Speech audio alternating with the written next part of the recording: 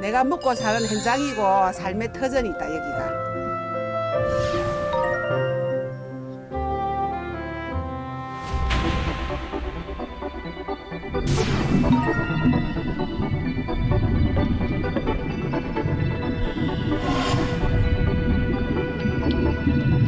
저희 어릴 때보다 한 1000배는 많아진 것 같아요. 해삼, 전복은 아예 씨가 말랐고요. 성게조차도 없어지고 있어요. 그럼 저거 내삐면 우리는 죽어요.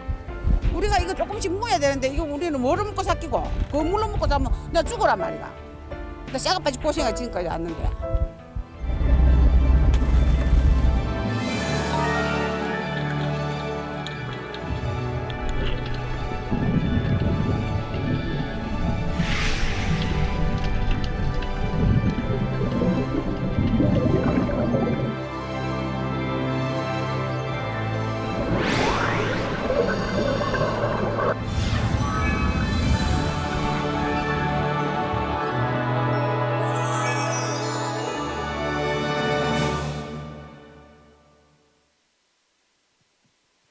Ladies and gentlemen, we resume the second part of the ocean session of 2021 P4G Seoul Summit with a message of Haenyeo, women divers in Korea. These ladies dive into the ocean like a miracle, even without an oxygen tank, to collect seafood from the ocean floor. Whenever I think about these ladies diving into the ocean, it's always so amazing and impressive. However, when we think about the reality of ocean environment, things are not so impressive. In the name of overcoming the crisis in ocean environment, in the name of achieving the building back bluer through oceans, we have to recognize that we are at a point that we cannot slow down any further. In that regard, the first part of the session focused on zero-emission vessels on coming days. But from now on, we're going to talk about an issue that requires immediate and collective actions, that is marine plastic litter. First, please welcome the first keynote speaker, Mr. Thompson, UN Secretary General Special Envoy for the Oceans. He has made continuous efforts to reinforce cooperation from the international community. Please meet our keynote speaker. Please welcome him with a round of applause.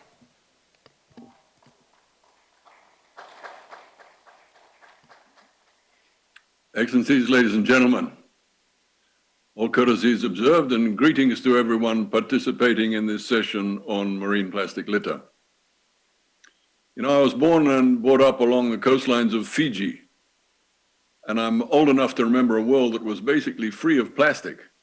And it was a very nice one, thank you. I clearly recall the arrival of plastic ballpoint pens and plastic cigarette lighters at my school. They were very unappealing because there was no way to refill the pens with ink or the cigarette lighter with fuel when they ran dry. We were told not to worry because they were designed to be cheap and thrown away. Even to young kids like us, that seemed like a dumb idea at the time. And sure enough, it wasn't long before they and their single-use cousins, plastic bags, plastic straws, plastic bottles, and styrofoam food containers, began littering our drains and our creeks and our beaches. These days, my daily mantra is that we cannot have a healthy planet without a healthy ocean, and that the health of the latter is currently in decline. We know the causes of the decline, anthropogenic greenhouse gases being the main culprit, causing acidification, deoxygenation, and warming, leading to rising sea levels, death of coral, and all the uncertainty of changing marine ecosystems. For reasons of intergenerational justice alone, our harmful fisheries practices, including overfishing, illegal fishing, and ecologically damaging fishing and aquaculture practices, have to be corrected. But it is the other cause of decline which we're addressing today, namely marine plastic pollution. Who can doubt that plastic is an ingenious product that has transformed everything from medicine to food supply systems with its lightweight, waterproof indestructibility? It is now present in everything from our clothing to our transport, from our computers to the homes in which we live. But we've been eating too long on the lotus if we imagine that we can continue our current practices of using and disposing plastic without dire consequence. We currently dump 11 million metric tons of plastic into the ocean each year, and this figure is projected to double by 2030 and nearly triple by 2040. We have unleashed a plastic plague upon the planet. Plastic permeates the ocean, from the Arctic to our Pacific Island beaches, from the depths of the deepest ocean trenches to the great jars that are floating out there mid-ocean in plastic soups. Microplastics have entered the marine food chain, from zooplankton up to the end consumer of seafood, namely Homo sapiens. We're consuming it, and scientists are now finding evidence that nanoplastics are crossing our blood-brain and placental barriers. In his address to the climate COP in Madrid, the UN Secretary General Antonio Guterres said, "We are knowingly destroying the life support systems of this planet."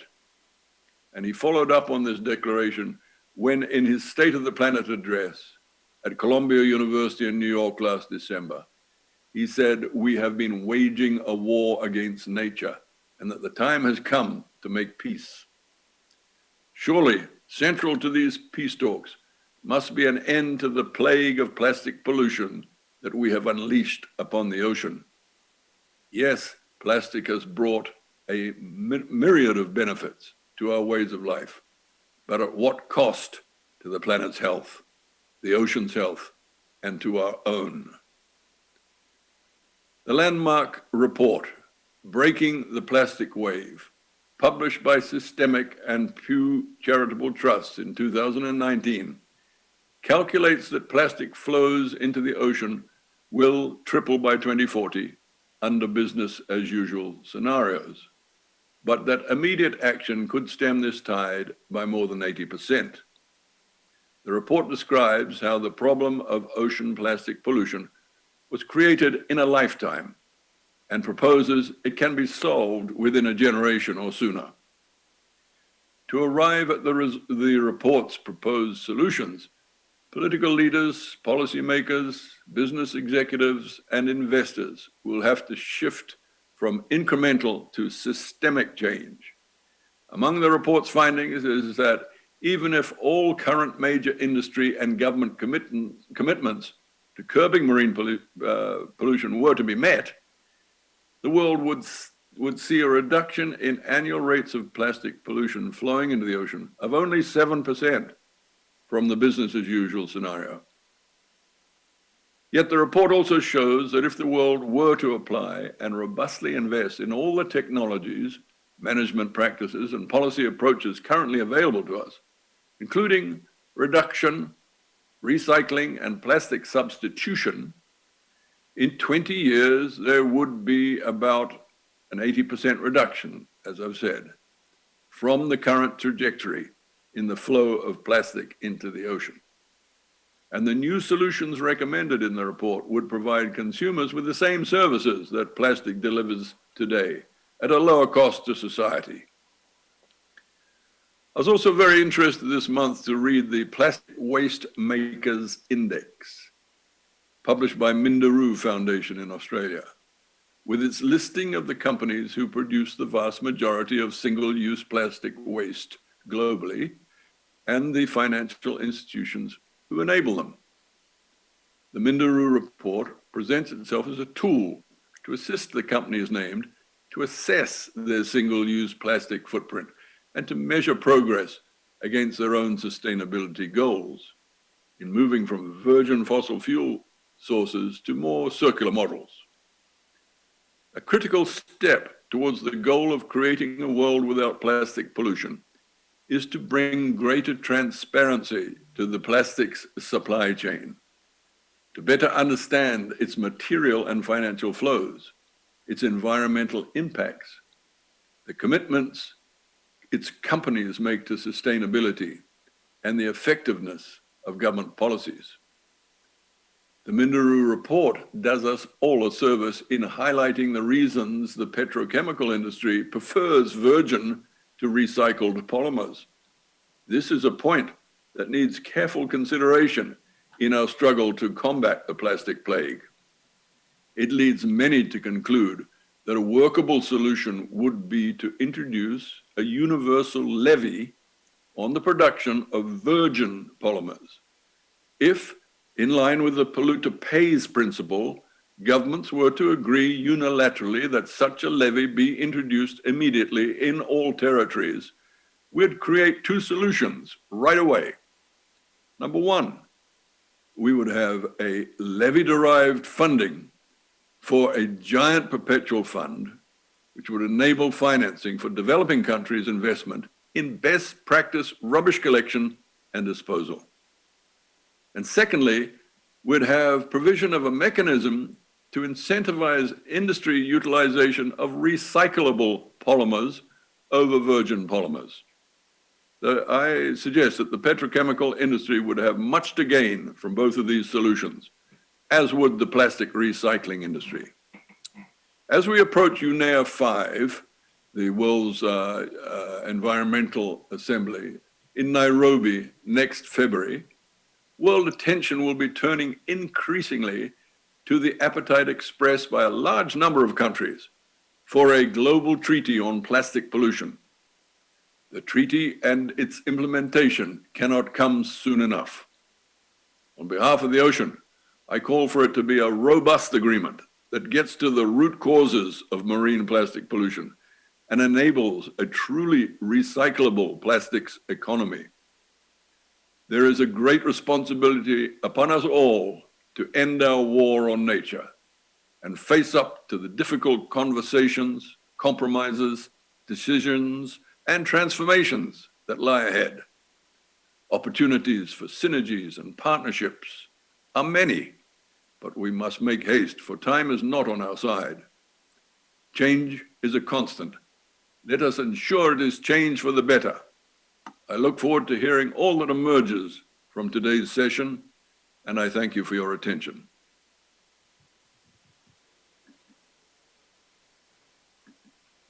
Thank you, Mr. Thompson. He gave a realistically alarming and thought-provoking keynote speech with the theme of assuring a blue future. Ladies and gentlemen, now it is time to invite our second keynote speaker, Mr. Per Brunt, Deputy Prime Minister and Minister for Environment and Climate of Sweden. The country reminds me of Miss Greta Thunberg, the Swedish environmental activist. For some reason, when I think about the country, it feels like the people of Sweden will pay more closer attention to the environmental issues and actively participate. Let us meet the Minister Brunt through the screen. Dear Minister Moon, dear friends of the ocean, I'm honored to speak to you today on the urgent issue of marine plastics. First, let me thank the Republic of Korea for hosting the P4G Seoul summit, this full week of global conversations focusing on action for an inclusive green recovery. With the upcoming COP26 this fall, we are all well aware of the need to step up not only on our climate ambitions, but also on our climate actions. We currently live in a world which is experiencing a pandemic, but there is no time to waste. We need to start building back better, greener and bluer.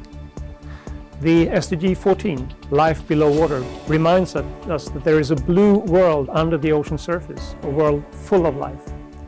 The amount of plastics in the ocean have severe impact on this life. We hear estimates that there will be more plastic than fish in the sea by 2050. We all have seen the photographs of birds and mammals who have died after eating plastics found in the ocean and animals being entangled by plastics. Reports are also showing that with no changes to current production, consumption or waste management of plastics, plastic pollution in the ocean will triple by 2040. Plastics is harmful to all forms of life in the ocean. Together with ocean warming, plastic pollution is a major threat to our coral reefs. As you are aware, the ocean generates at least half of our planet's oxygen, and a big part of this stems from the coral reefs. It was estimated in 2018 that there were already 11.1 billion plastic items entangled in the corals, items like bottles, diapers, cotton swabs, and food wrappers. And this was only in the Asia-Pacific region.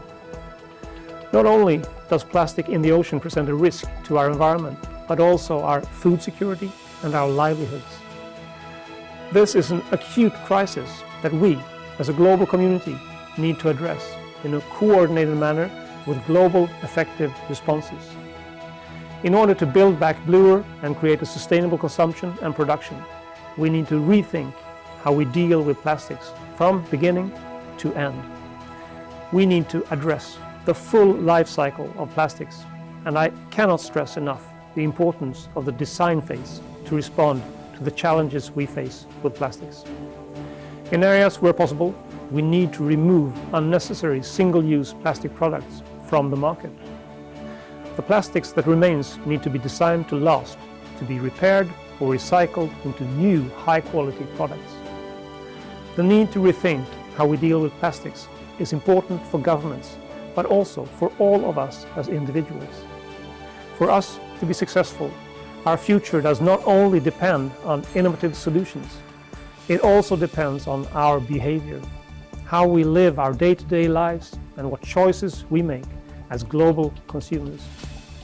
Some things that I try to think about in my everyday life includes limiting the use of single-use products, such as to-go plastic coffee mugs, and using my own reusable bag when grocery shopping.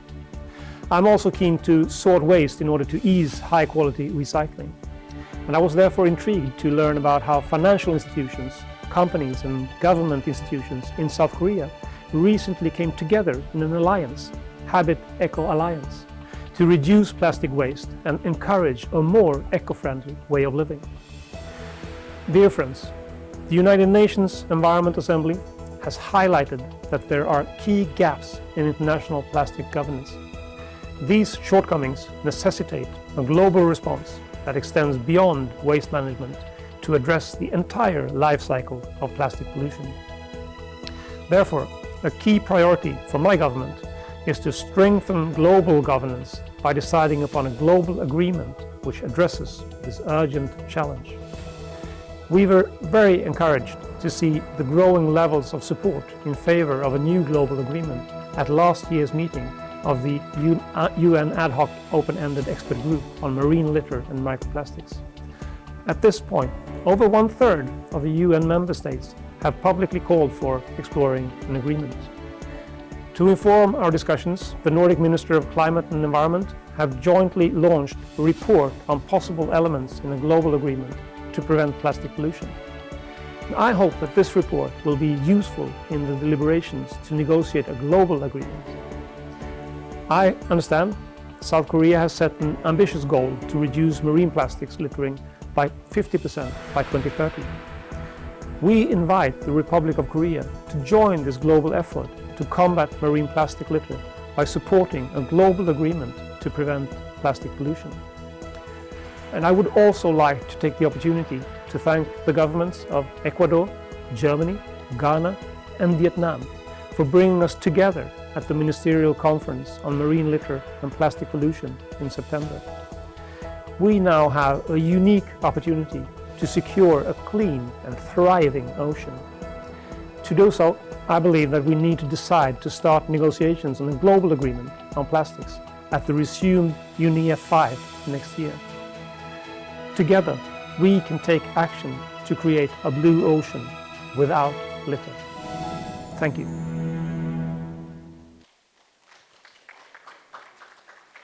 Thank you very much. Thank you for your keynote speech. The two keynote speakers share their vision, goals, and countermeasures to marine litter issues at the national and international level. Now, we're going to move on to a very special event, We're gathered here to promote sustainable development in response to climate change. The special event is the launching of East Asian Sea's Initiative on Clean Oceans. The initiative, supported by the Ministry of Oceans and Fisheries of the Republic of Korea and PAMC. PAMC encourages civic groups in ASEAN area to take the lead on marine litter management. There is a Korean civic group called OCEAN. It's an abbreviation of Our Sea of East Asia Network. For more than 10 years, OCEAN has been active for protecting the marine environment and taking the lead, and to establish a cooperative governance with civic groups from Indonesia, Vietnam, Philippines, and PAMC. We're going to have a MOU ceremony for the launch of East Asia Sea's Initiative on Clean Oceans. Let me introduce the participants of the ceremony. First, those of you who are participating virtually. Ms. Nina Bantulung, Director of Indonesian Waste Platform. She's here with us. And Ms. Unguyen Titutrang, co-founders of Green Hub. And Mr. Jeronimo Reyes, Director of International Coastal Cleanup Philippines. And Ms. Amy Gonzalez, Executive Director of PAMC. PAMC will provide not only financial support, but also insightful ideas for the program. And there are two participants who are actually here with us on site. Mr. Song Sang-gun, Deputy Minister of Marine Policy Office. And we have Ms. Hong Sun-uk, Director of Ocean. It is unfortunate that all participants cannot physically here join us, but as for all P4G events are carried out in a hybrid manner, so the ceremony will take place both online and offline. The ceremony will proceed with the signing by the two participants here. Now we are going to invite Mr. Song Sang-gun, Deputy Minister of Marine Policy Office, and Ms. Hong Sun-uk, Director of Ocean, for the signing of the Memorandum of Understanding. Now the two participants are signing on the MOU. And they will exchange the MOU.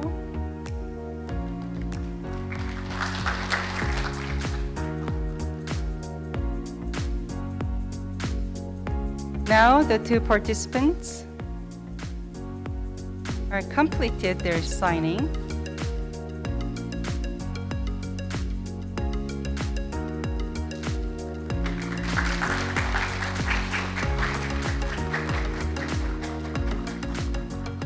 Thank you very much. Ladies and gentlemen, as of that, we officially launched East Asian Sea's Initiative on Clean Oceans. Congratulations. Let's give them a big hand, ladies and gentlemen. The East Asian Sea's Initiative on Clean Oceans. I believe that initiative will be a valuable contribution to our cause to reach our goal of carbon neutrality through inclusive green recovery. I'm sure this will consolidate our goal and cooperation. For the launch of this ambitious initiative, Minister Moon Sung-hyuk of Oceans and Fisheries is going to give us an encouraging remarks. Your Excellency, the floor is yours.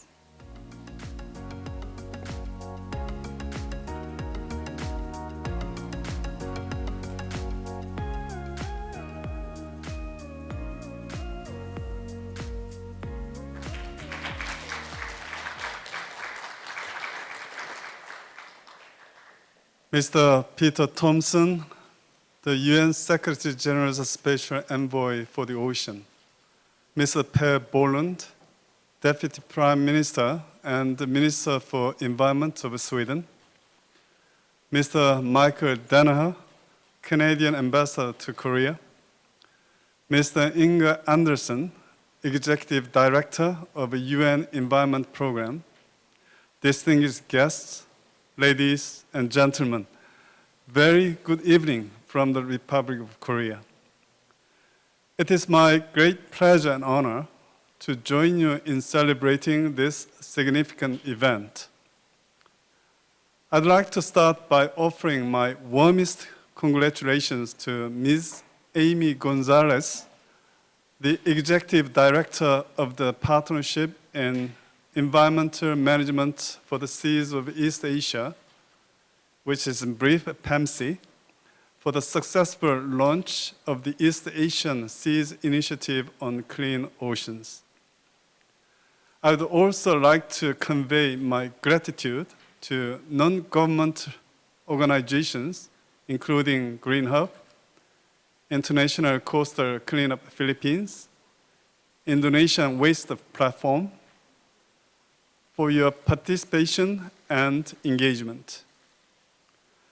It is my sincere hope that this initiative will serve as a global best practice for marine litter management led by civil society. My congratulations go to Dr. Sun-Uk Hong, the President of Ocean, and I'd like to count on your leadership in driving the East Asian Seas Initiative on Clean Oceans forward. It would be remiss of me, of course, not to thank all participants here on site as well as online for taking the time to attend the Ocean session of the 2021 P4G Summit. Distinguished participants, if we consider that the oceans are global commons, maritime litter issue call for all hands-on-deck efforts of the international community. Therefore, the East Asian Seas Initiative on Clean Oceans warrants great importance as it brings together multiple international players, including Korea, PEMSE, and Southeast Asia-based non-government organizations from the Philippines, Indonesia, and Vietnam to share views and ideas and empower civil societies to move forward agendas on marine litter issues in global discourses. Distinguished participants, in the process of confronting the COVID-19 pandemic, a new normal has emerged, changing life as you know it. As containment, quarantine, and face masks have become a way of life, the use of plastic products has surged rapidly. From a different vantage point, however, challenges like these serve as a reminder that we have to carry on with our strong commitment to the achievement of the UN Sustainable Development Goals. The Korean government takes this commitment very seriously and will take more robust policy actions aimed at reducing marine plastic wastes to prepare for the post-COVID era to come. As a case in point, local and central government agencies, including the Ministry of Oceans and Fisheries and the Ministry of Environment, will collaborate to expand the coverage of waste barriers in waterways to stop the inflow of land-based waste into the oceans. The Marine Litter Management Commission, which brings on board all relevant ministries, will be launched so that more comprehensive and harmonized approaches can be taken to eliminate issues regarding marine litter from land-based sources. As another example, in the Marine Litter Reduction Policy Toolbox, Korea will implement a deposit refund system from 2023 to incentivize voluntary retrieval of fishing gears and buoys, and will promote the wider use of biodegradable buoys so they do not end up becoming marine litter and affecting the marine environment. In an effort to bring about a drastic reduction in marine plastic litter, the Adopt a Beach project, which is a public-private partnership initiative, is being undertaken through which private companies and organizations designate a beach and make sure that their adopted beach kept clean. With the maturity of this project, grassroots marine litter management will take hold. The Korean government will also provide support for building cleanup vessels to ensure the thorough retrieval of marine litter around remote islands, and will scale up the marine environment keepers who assist in marine debris collection and monitoring of illegal waste dumping in close cooperation with the fishing communities. Korea is committed to the development of new marine debris management technologies designed to absorb microplastics in the oceans and collect and sort microplastics by different particle sizes. We will work even more closely with PAMC member states, further strengthening our current cooperation in building cleanup boats and enhancing capacity in marine debris management. Distinguished participants, as the ocean have no apparent physical barriers, marine litter can float freely anywhere. The Great Pacific Garbage Patch, which is often referred to as the biggest man-made object in the world, serves as a tragic example. The international community is already considering the marine litter problem as critical an issue as climate change. At the fourth meeting of the ad hoc open-ended expert group on marine litter and microplastics at the UN Environment Programme held in the late 2020, there was broad consensus that international agreement should be explored and a joint global response should be taken. The Korean government supports the establishment of international instruments to address marine litter issues and will play an active role in relevant international discussions. As we move forward, Korea will hold hands even more tightly with the member states of PAMC, P4G, as well as the P4G partnership, to tackle the problem of marine plastic pollution head-on. I sincerely hope that the East Asian Sea Initiative on Clean Oceans lays a firm foundation on which the civil societies can be strongly empowered and capacity can be built for the management of marine debris in the East Asian region. In September 2022, the 7th International Marine Debris Conference will be held in Korea's representative marine city, Busan, in collaboration with the UN Environment Programme. As I have the honor and pleasure of your company here at the P4G Summit Ocean Sessions, I sincerely count on your interest and participation in this upcoming conference as well. Now that we have witnessed the successful launch of the East Asian Seas Initiative on Clean Ocean, I look forward to the smooth sailing of the initiative that moves ahead with the cooperation with the P4G partnership. Korea, for its part, will continue to be on board and lend its support. Distinguished participants, at the ocean session, we'll have insightful and interesting presentation and expert panel discussions on marine litter issues.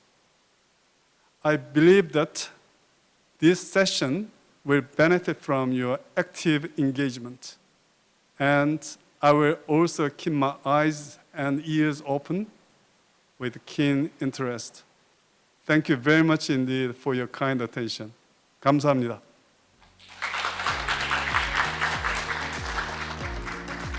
Thank you, Minister, for your kind words.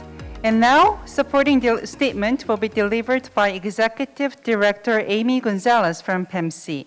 PEMC will take the lead to make an initiative a success and cooperating with the Ministry of Oceans and Fisheries. She will join us through online. Please welcome her. Thank you very much. Honorable Minister Moon, Dr. Song, Dr. Hong, distinguished guests, friends, ladies and gentlemen, a pleasant good evening, good day to all of you. Partnerships in Environmental Management for the Seas of East Asia, or PEMC for short, was created by 11 country partners, including RO Korea and DPRK. Its mission is to foster healthy and resilient coasts and oceans through integrated management solutions and strategic partnerships. PEMC serves as the regional cooperation mechanism to implement the Sustainable Development Strategy for the Seas of East Asia. One of its key programs is on marine pollution reduction and solid waste management. The PEMC Resource Facility, which acts as a partnership secretary, of which I head, is hosted by the Philippine government in Manila. So on behalf of PEMC, I am delighted to join this event and would like to commend the Ministry of Ocean and Fisheries in RO Korea to the leadership of Honorable Minister Moon, our Sea of East Asia Network, or ASEAN, and NGO partners in Indonesia, the Philippines, and Vietnam in developing this joint Clean East Asia Clean Seas Initiative, The goal is to help secure zero plastic seas by 2030 in the East Asian region. As we all know, more than 8 million tons of plastics are dumped into our oceans every year, and 90% of global marine plastic pollution is estimated to come from just 10 rivers. 8 of them are actually in Asia. The global impacts of plastic pollution are highly damaging and can be categorized into environmental, water safety, health, and economic impacts. A recent study found that 73% of deep sea fish contain plastics in their stomach and becomes part of the human food chain. The cost of ocean plastics to tourism, fishing, and shipping industries in APEC countries alone was estimated to be $1.3 billion in 2008 alone. I'm sure this figure has increased now with the global pandemic as well. So the problem is global, it's urgent, and needs constant attention. One local government official in the Philippines actually said that she described the waste problem as on par with peace and order problem in her locality. And I'm sure other local governments share the same feeling. So over the years, PEMC country and non-country partners have been working to develop and implement policies and programs to reduce marine pollution and manage solid waste as part of our programs in the shared regional strategy. PEMC Resource Facility assists countries in implementing solutions that contribute to circular economy and embody humanitarian, socioeconomic, and environmental objectives and targets adopted in national laws and policies, as well as international instruments, such as UN SDG 14.1, the ASEAN Declaration on Marine Litter, and even the Paris Agreement and Aichi biodiversity targets, to name a few.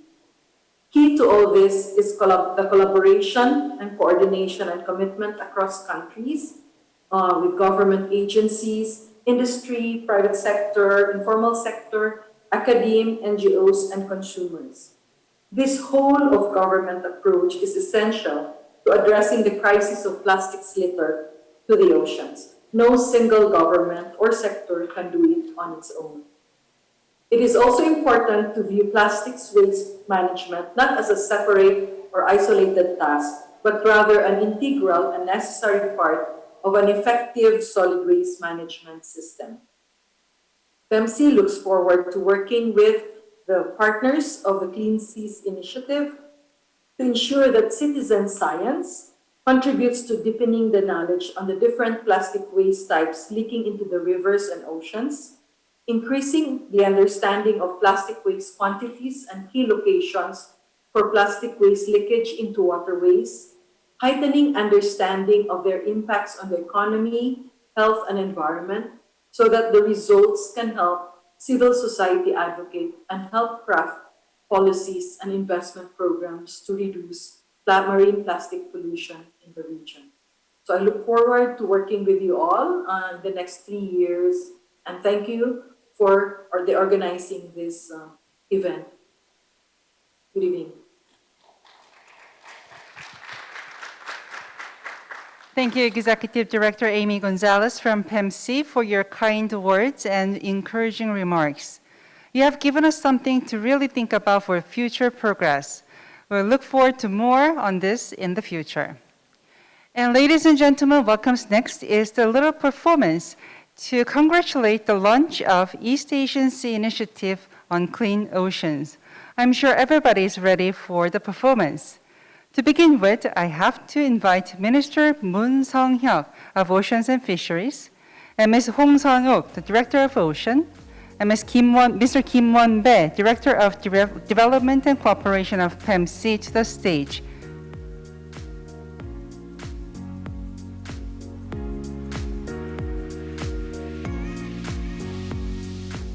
Distinguished participants, thank you for your cooperation. Please hold the letter. On the count of 3, please turn the letter to clockwise. 1, 2, and 3.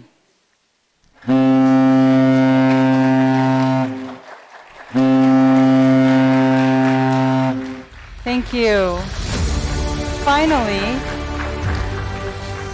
Finally, the initiative successfully on board. We all are here for the safe navigation and smooth operation of the initiative. Through the performance, we all wish the success of the East Asian Sea Initiative on Clean Oceans. Thank you for your participation. This is the end of the performance. Please take your seat. Thank you.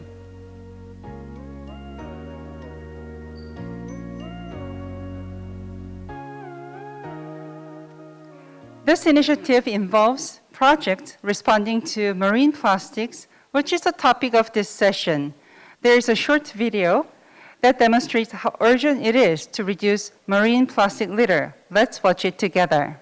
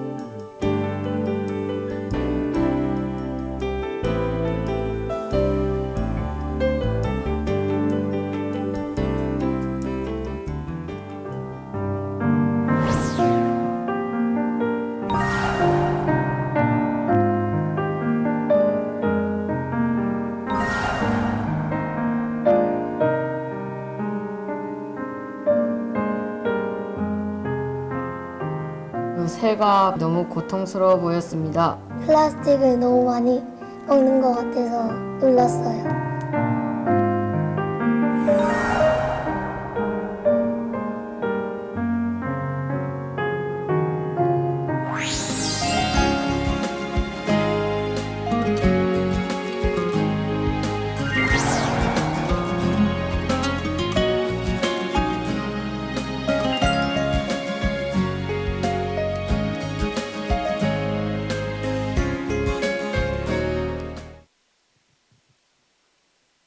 Thank you for the video. In order to address the marine plastic litter issue, young students actually take actions, picking up litters and holding up pickets.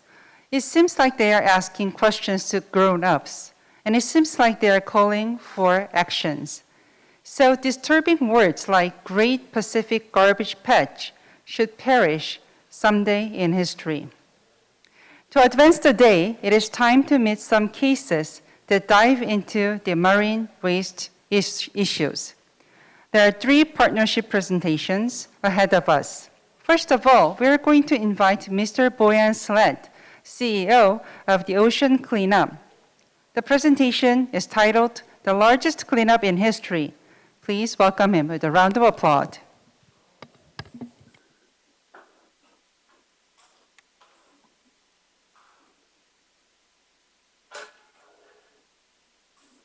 There we go. Good evening, good afternoon, good morning to this global audience. We are honored to be invited to this platform and discuss our program in the presence of so many high-level government officials and other distinguished guests. My name is Joost Dubois. I'm the Director of Communications at the Ocean Cleanup, a non-profit based in the Netherlands, developing advanced technologies to rid the world's oceans of plastic. I'm here today with our founder and CEO, Boyan Slat. Boyan and I have worked together for over 5 years, and we've seen this organization develop and grow substantially in this time. So first, let's get to the heart of it. Boyan, for those in the audience who don't know the Ocean Cleanup, can you make a short introduction about our program and tell us what success would be in your words? Oh, for sure. So at the Ocean Cleanup, our mission is to rid the world's oceans of plastic. And for us, there's really 2 sides to this. On one hand, we need to prevent more plastic from going into the oceans. And now our research has found that roughly 1,000 rivers, so 1% of the world's rivers, is responsible for almost 80% of all the plastic going to the ocean. So by focusing our attention on those heaviest polluting rivers, actually many of them are in Southeast Asia, we believe we can have the fastest and also the most cost-effective pathway to preventing more plastic from going into the ocean. So that's one part. The other part is to clean up the plastic that's already in the ocean today. So as we saw in the previous video, the Great Pacific Garbage Patch is just one of 5 areas where plastic accumulates in the middle of the oceans. And of course, the only way to get to clean oceans is to clean those up, because the plastic doesn't go away by itself. It's very persistent.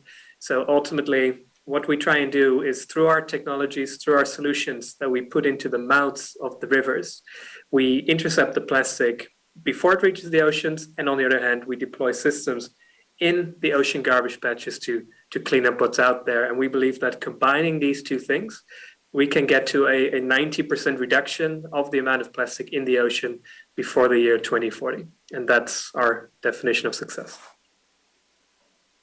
Thanks, Boyan. And actually, you founded the Ocean Cleanup nearly 8 years ago in 2013, when you were 18 years old. Can you share a bit more about how it started with this school project and leading to the initial cleanup idea and how you managed the growth of the organization? For sure. So actually, that was quite funny to see this video before me. It reminded a lot of my own journey, because I was quite young when I discovered this problem for myself. I was 16 years old, and when on a family holiday, I was expecting to see these beautiful things underwater when I was getting my scuba diving license. But then I looked around me and I just saw more plastic bags than fish. And I was so shocked and disappointed by that I thought, why can't we just clean this up?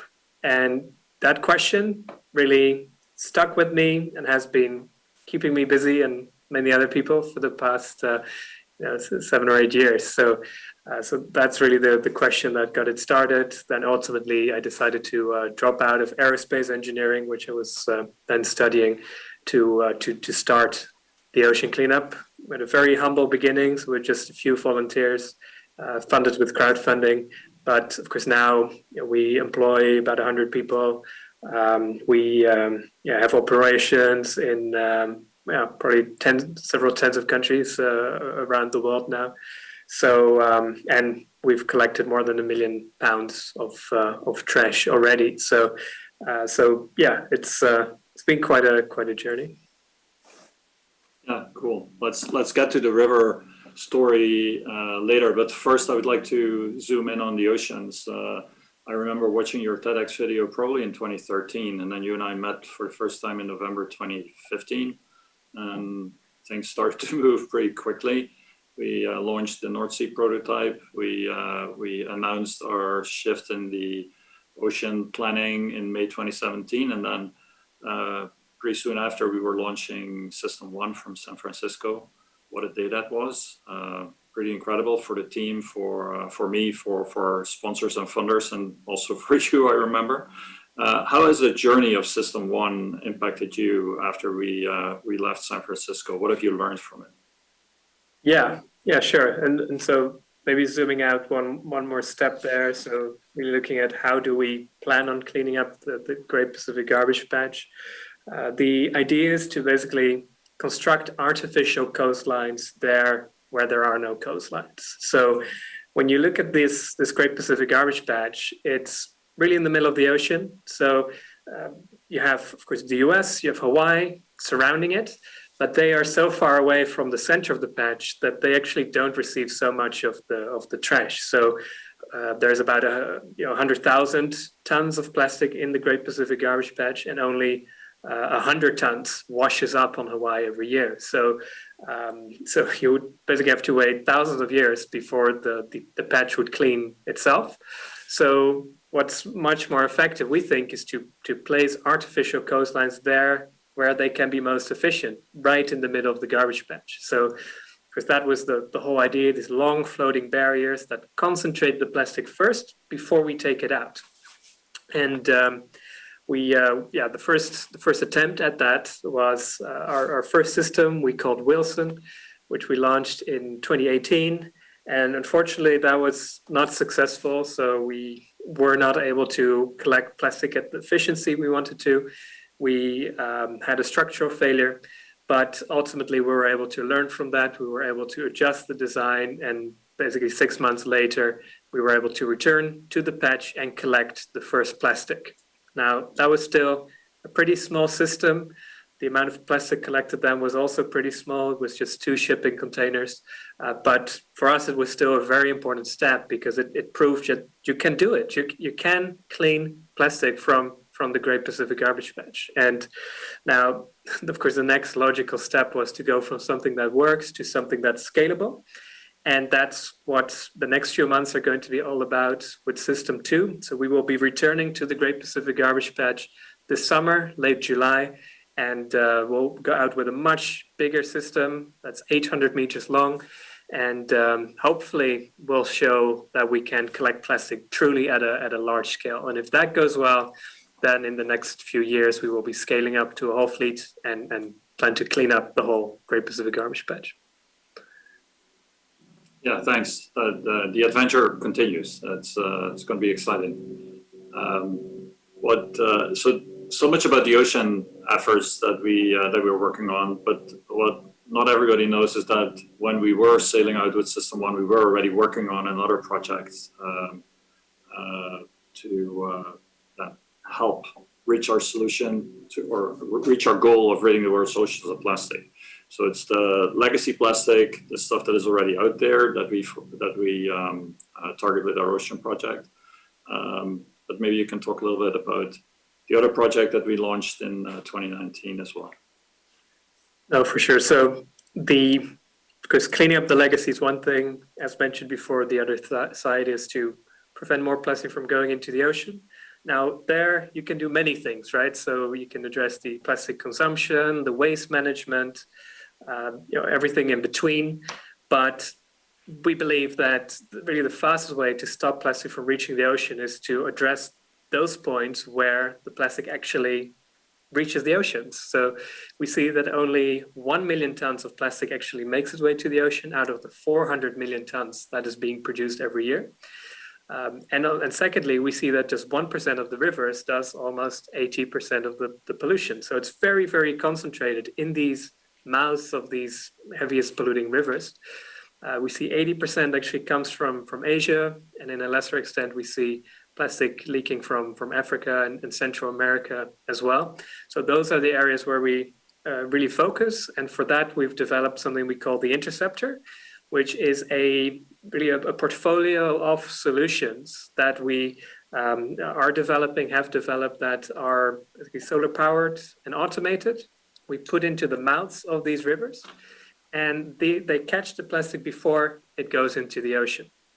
We already have 4 of them in the water now. So we have one in Indonesia, one in Malaysia, one in Vietnam, and one in Dominican Republic. We hope to be operational in 12 rivers by the end of the year. And if that all goes well, then we hope to scale rapidly to those 1,000 rivers in the years to come. So it's really a critical period that we're in, transitioning from the development phase of the technology to scaling up. We're preparing for that with the organization, with these first deployments. And it's a very sort of exciting phase to be in. Yeah, well, let's touch upon the rollout of those interceptor projects in a minute. First, something that you touched upon real briefly, but I think it's an important aspect of the ocean cleanup as well. We believe you cannot solve a problem if you don't understand it. There's a lot of research going on, and we published quite a few peer-reviewed articles over the past couple of years, and position ourselves pretty solidly as a scientific research institute, although we're not academic. Anything you would like to share about that part? So understanding the problem before we can actually solve it. Yeah, no. So I think you covered that pretty well. I think before you can solve a problem, you need to understand it, as you say, and that's why we've, especially in the early years, we've invested a lot. Really quite a few millions of dollars in really the scientific aspect of understanding. So how much plastic is in the Great Pacific Garbage Patch? What are the dynamics of the ocean? So how does it move around? The size distribution, how deep is the plastic? As well as, of course, the sources. So quantifying both the land-based and the maritime sources. And we've already done quite important studies that have been published in top academic journals. So, of course, the mapping of the Great Pacific Garbage Patch was an important one. And then just last month, of course, the publication of what we call the 1,000 Rivers paper. So the global map of river sources. I think another important one is that we published last year that shows that there is fallout of plastic under the Great Pacific Garbage Patch. So basically what it shows is that there is a very high urgency to clean this up. We can't wait many decades because already 5% of the Great Pacific Garbage Patch now is under the water. It's fragmented into small microplastics and it has sagged into the water column. Now, if we wait another 3, 4, 5 decades, then all the 95% that's at the surface now will also fragment down to microplastics, will also go into the water column. And then basically a 2D problem turns into a 3D problem, which is much harder to clean, if not impossible, of course. And it is also much more harmful because those small pieces, that's what's entering the food chain. So that's what we're trying to prevent. And in a way, that's why we believe cleanup is a way of prevention too, because it prevents plastic from being all the way through the water column. Okay, thanks.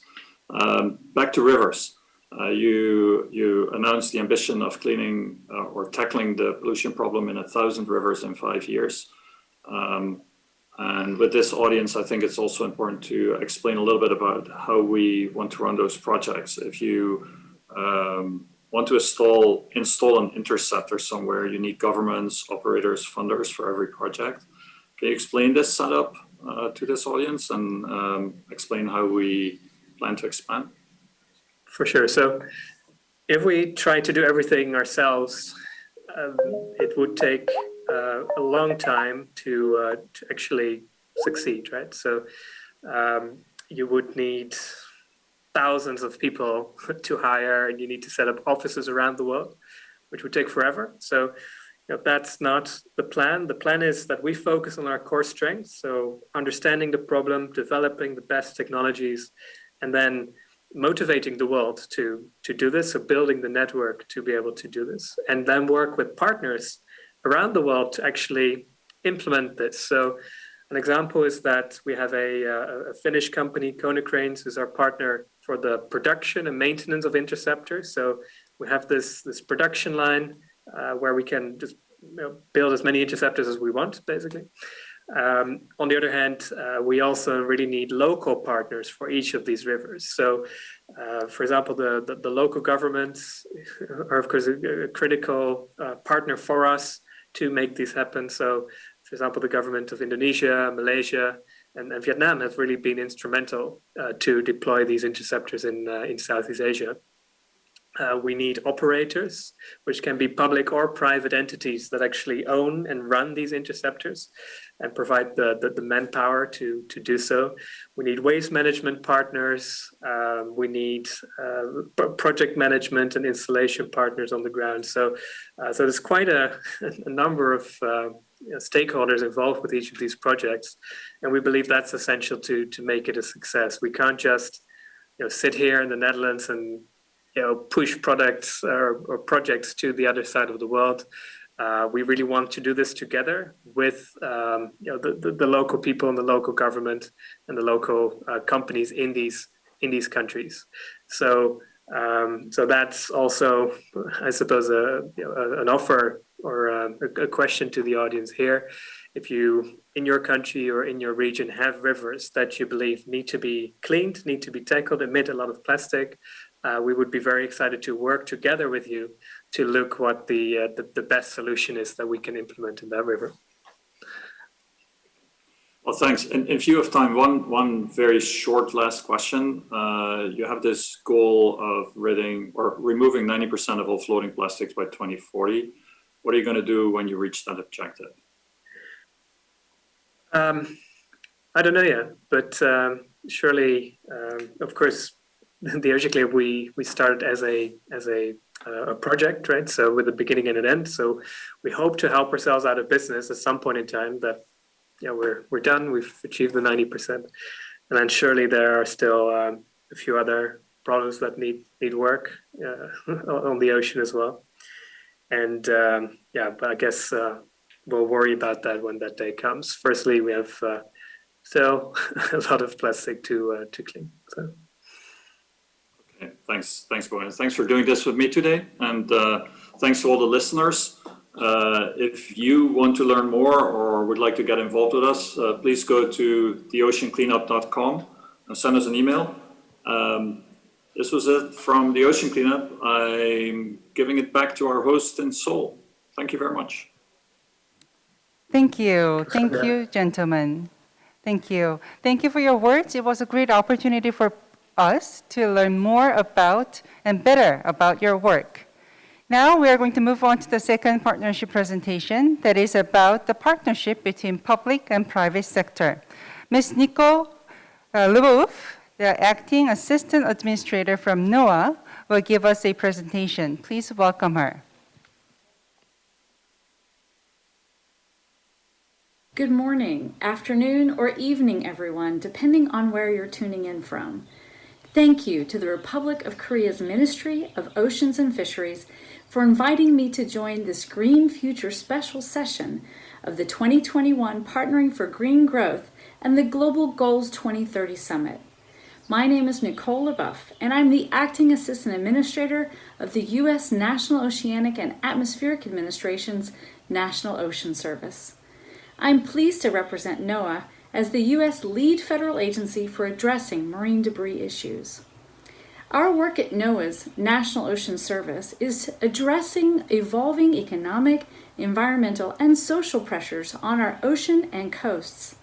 We provide decision makers with scientific expertise, real-time observations and predictions, and other authoritative information on the ocean and coastal environment.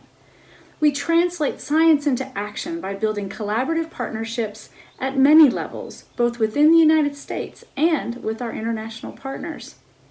Addressing the problem of global marine plastic litter is of paramount importance to NOAA.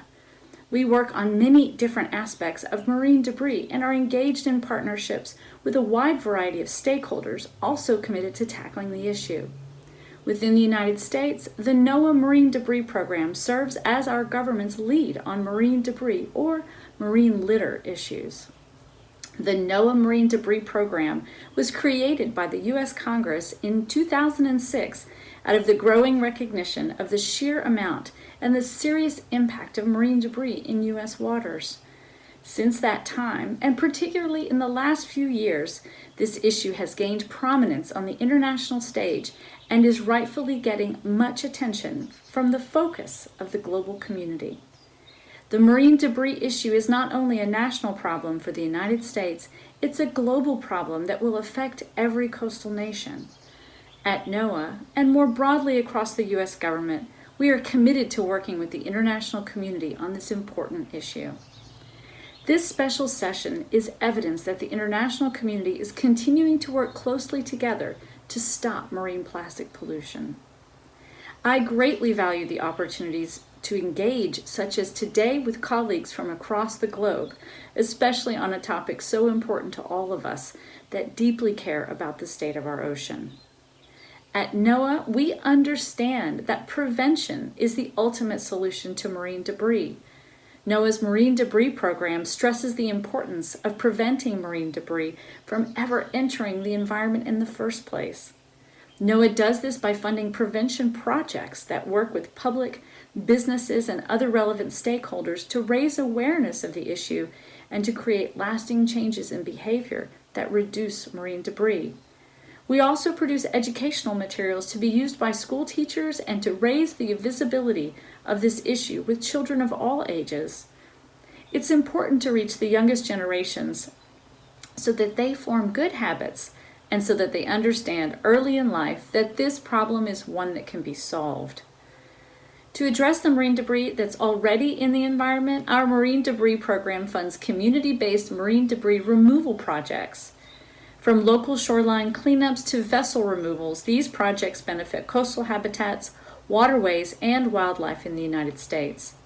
Since 2006, NOAA has supported over 160 marine debris removal projects and removed more than 22,500 metric tons of marine debris from U.S. coastal and marine environment. These projects have both a direct and indirect benefit and more long-lasting benefits as they also help raise public awareness. Marine debris is a growing problem, one that is ready for action now. Part of this action is to better understand where marine debris comes from, how it moves through the marine environment, and where it ultimately ends up. That's why another element of NOAA's Marine Debris Program is focused on research to better understand this issue and its impacts. Our program funds research projects with partners in academia, U.S. state and other national government agencies, and with non-governmental organizations. Our current marine debris research priorities include funding projects that focus on the impact of marine debris to commercial seafood species, whether exposure to plastics and chemicals harm wildlife, and how marine debris is transported and where it ends up, and the economic impacts of marine debris. Last year, NOAA began working with the U.S. National Academies of Science, Engineering, and Medicine to convene a group of experts to undertake a study to understand the United States' contribution to global ocean plastic waste. The U.S. National Academies is a prestigious organization designed to provide objective, independent advice to inform U.S. policy and to benefit society.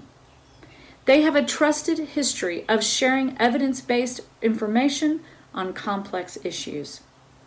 The Academy's Global Oceans Plastic Study will evaluate the United States' contributions to the global ocean plastic waste, including types, sources, and geographic variations.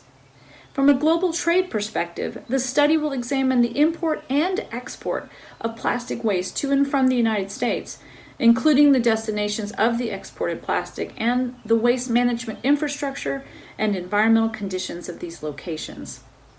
To help us better understand the problem in the future, the study will also assess the potential value of a national marine debris tracking and monitoring system and how such a system might be designed and implemented. Finally, perhaps most importantly, the study will recommend potential means to reduce the United States' contribution to global ocean plastic waste. The United States acknowledges our role in the global marine debris problem, and we are committed to working with our international partners to reduce the occurrence and impacts of plastics in the marine environment. We look forward to sharing the results of this important study with the global community as soon as they are available. Creating and fostering international partnerships to address marine debris is essential as we work together to effectively resolve the issue. The United States federal agencies are looking for new ways of engaging other governments to address marine debris. For example, our government passed legislation in 2018 that directs our U.S. trade representatives to include the topic of addressing solid waste pollution to the marine environment in any new trade agreement signed by the United States. We saw this implemented when the new U.S.-Mexico-Canada agreement was entered into force in July of 2020. This particular trilateral agreement also includes significant provisions in environmental work to promote collaboration on marine debris issues. More recent legislation passed just last December in the United States went one step further to facilitate international partnerships and directing the United States government to include marine debris issues in any relevant international agreement. Clearly, here at NOAA and throughout the U.S. government, we believe that international cooperation and partnerships are key to solving this issue. We provide policy and technical advice to other U.S. government agencies relative to their international engagements in key fora, such as the G7, the G20, the Asia-Pacific Economic Cooperation, the UN Environment Program, and many others. Korea has been a key ally in many of these efforts. In these matters, we have had a close and fruitful relationship with the government of the Republic of Korea. In 2021, NOAA and Korea's Ministry of Ocean and Fisheries are celebrating 20 years of collaboration via our joint project agreement, which focuses on science and technology cooperation for integrated coastal and ocean resource management. This long-standing partnership is a great example of the benefits of collaborative activities where the project output is clearly larger than the sum of its parts. One of our current projects through this agreement is helping Korea plan the 7th International Marine Debris Conference, or the 7IMDC. We're very excited that this will be the first IMDC to take place outside of the United States with another government as a host. I want to take this opportunity to thank the government of the Republic of Korea and the Ministry of Oceans and Fisheries for hosting this important event. NOAA looks forward to working with you and the UN Environment Program, who will be a co-host for the 7IMDC as we plan this important conference. In closing, I would like to thank you all again for the opportunity to provide remarks on how NOAA and the U.S. government are working on the issue of marine debris, including marine plastic litter. We truly value working through partnerships as we realize that no one agency, government, or international organization can do this job on its own. The vision of NOAA's Marine Debris Program is that our global ocean and coastlines around the world are free from the impacts of marine debris. We look forward to working with all of you on this vision and making it a reality. Thank you. Thank you very much. Thank you for your wonderful presentation. Ladies and gentlemen, now our last but not least partnership presentation. This is Southeast Asia Regional Program on Combating Marine Plastic, or CMAP project. The presenter will be Mr. Kian Eung-Yen, Director of Sustainable Development of ASEAN Secretariat. Please welcome him. Thank you very much. Ministers, Excellencies, distinguished speakers and delegates, good evening from Jakarta, and good morning or good afternoon from where you are. I am deeply honored to represent the ASEAN Secretariat in this important session on marine plastic litter under the P4G Summit. I thank the Korean Ministry of Oceans and Fishery for giving us an opportunity to present the Southeast Asia Marine Plastic Program, a regional program that aims to reduce marine plastic litter in the region, an issue of regional and global significance. ASEAN have initiated and made considerable effort to tackle the issues, and the ASEAN Secretariat had collaborated with the World Bank over the past year to develop the ASEAN Regional Plastic Action Plan. To respond to the priority actions and needs agreed by member states, we launched the Southeast Asia Marine Plastic Program, or CMAP. Today, I would like to take this opportunity to share the goals and design of the program and seek partnership with development partners and countries to move the plastic agenda ahead. Marine plastic litters is a global problem, and Asia is its epicenter. 90% of global marine plastic pollution is estimated to come from just 10 rivers, of which 8 are in Asia. Recognizing the transboundary and regional nature of this common challenge facing multiple countries in the region, ASEAN member states adopted the Bangkok Declaration on Combating Marine Debris and the ASEAN Framework of Action on Marine Debris that serve a roadmap for regional actions and join forces global initiative to address marine debris. Can you click a little bit more, please? ASEAN worked closely with the World Bank in developing the ASEAN Regional Action Plan for combating marine debris.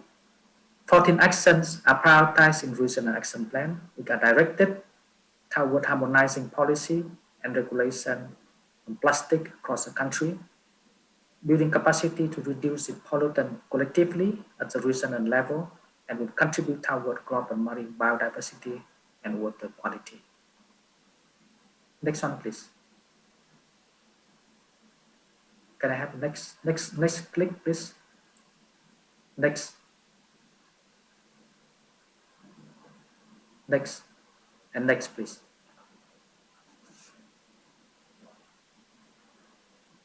Next, please. Next, please. Thank you. Implementation of Regional Action Plan is the key next step. For this purpose, the Regional Program on Marine Plastics for Southeast Asia will conceptualize and develop. It is a 5-year program that includes both middle and low-income countries in the region. Its objective is to support long-term solutions to reduce marine plastics through strengthening institutions, harmonizing policy, and capitalizing action at the regional and national level in ASEAN. The program has accessed $20 million grant from the World Bank for the regional level activities. The program is composed of 2 main pillars. Pillar 1 is regional in nature, and Pillar 2 have national focus. Under Pillar 2, country-level investment in solid waste management with clear component on plastic contributing to the overall program objective are identified.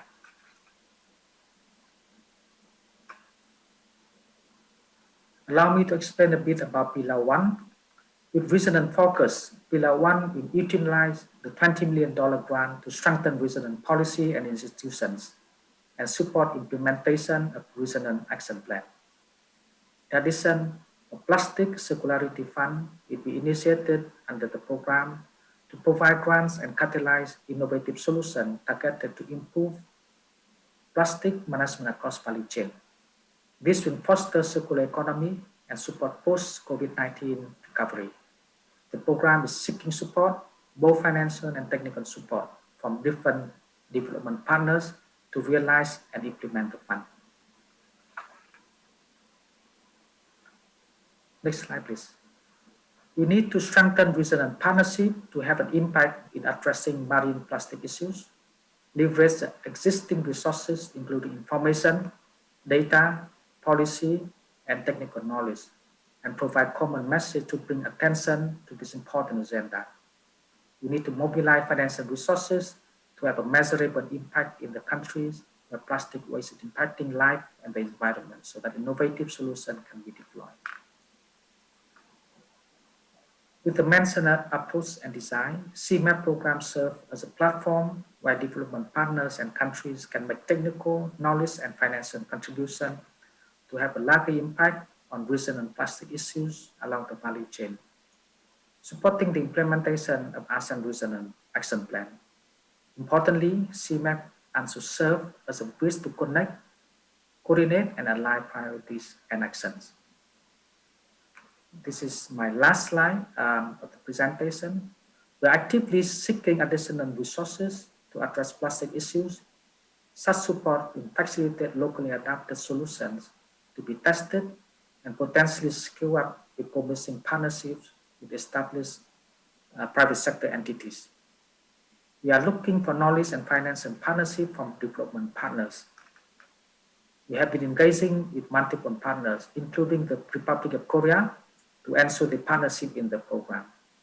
In the Korea ASEAN Summit 2019, Korean government pledged its strong commitment to ASEAN resilient efforts in environment, sustainable marine, economic development, and human health.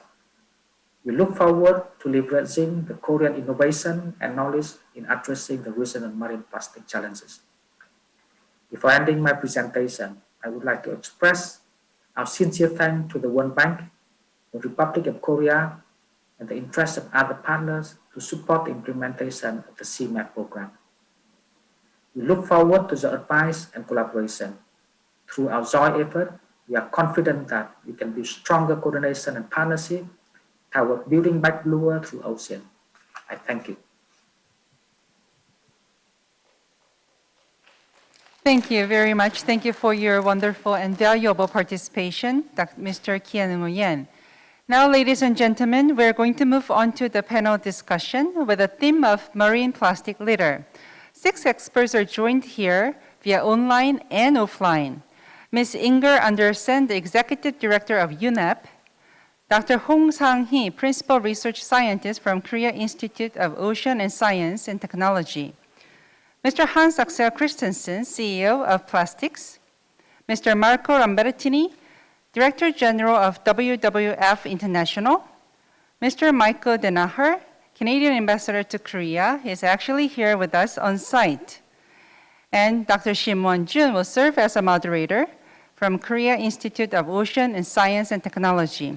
We look forward to the lively and productive discussion on marine plastic issue. Dr. Shim, please go ahead. Hello, everyone. My name is Won-jun Shim. I'm very happy to moderate this session with such a distinguished panel of experts. This panel will analyze the marine plastic litter problem in each sector and discuss ways to address them. Korea is the world's biggest consumer of fisheries products. Actually, I had seafood 간장게장 for my dinner today.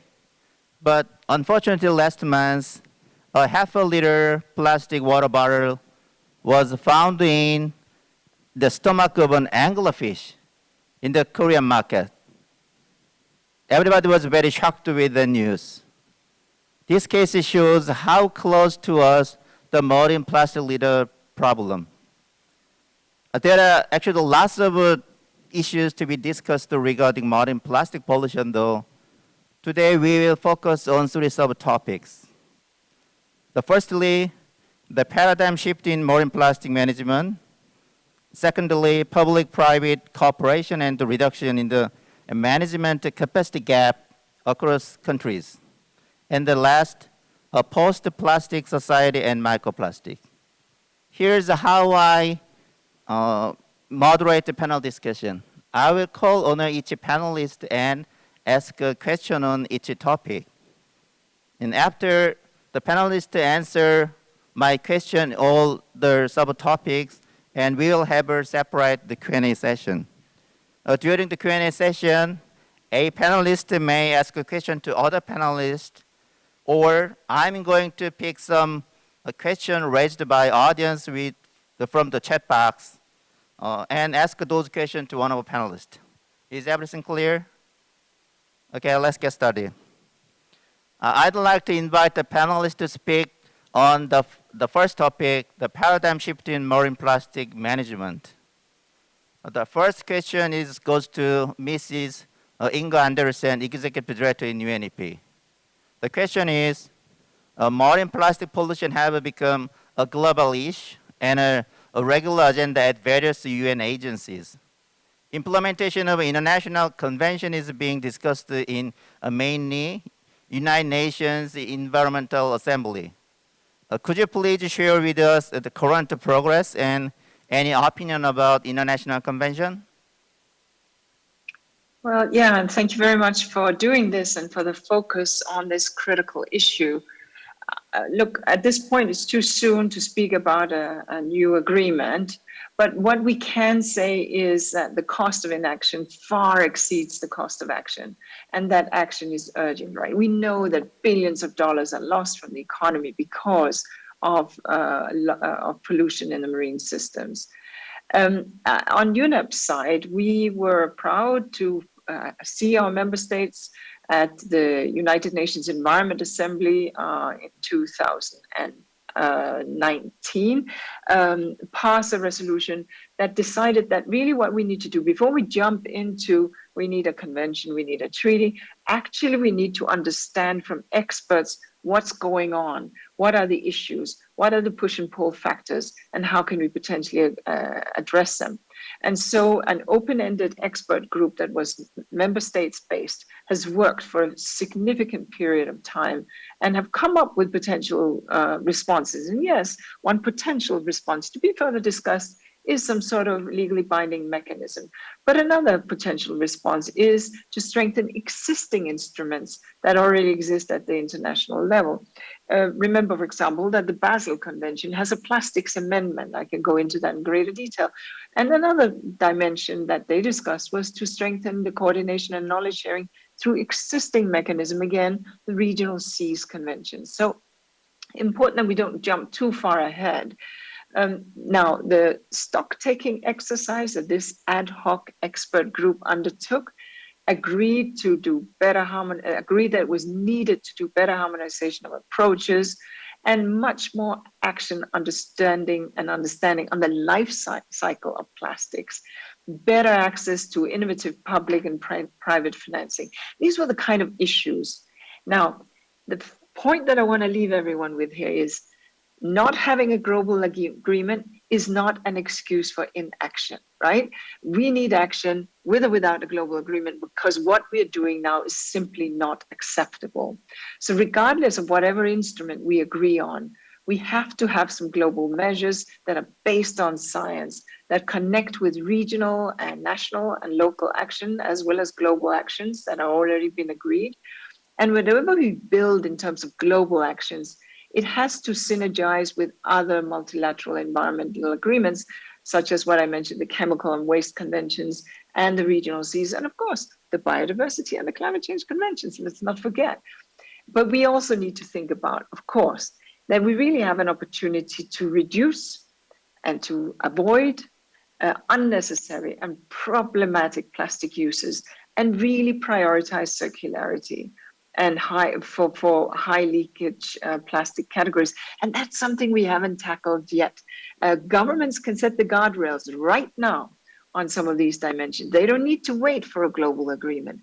Governments can set the guardrails for plastic content, for the kind of plastics, for recycling, and for reduction. And I think that these are critical issues. Let me stop here. Okay, I'd like to ask the second question to Mr. Marco Lambertini, the Director General of WWF International.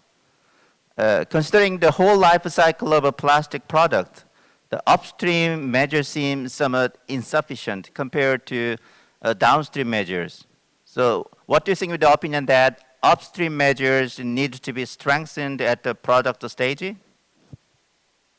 Well, thank you very much for the question. And again, thank you also for inviting me to this very important event. And the plastic as a product, as a material, has a very complex life cycle and value chain. And so there is not a silver bullet to resolve the issue of plastic pollution. So I want to stress at the beginning that we got to embrace a plan which is multifacets, which is particularly around 4 key streams, if you like. One is reduction of unnecessary plastic, for sure. The second one is greater and better collection and waste management.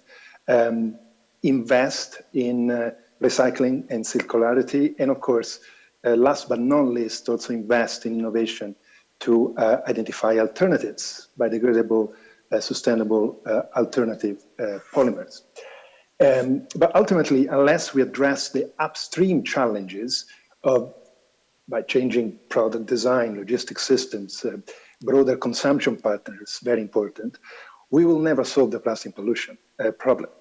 Downstream solutions are critical as part of the mix of the solutions, but continue to focus on the symptoms of the problem rather than the underlying cause. And so the plastic value chain is structurally linear.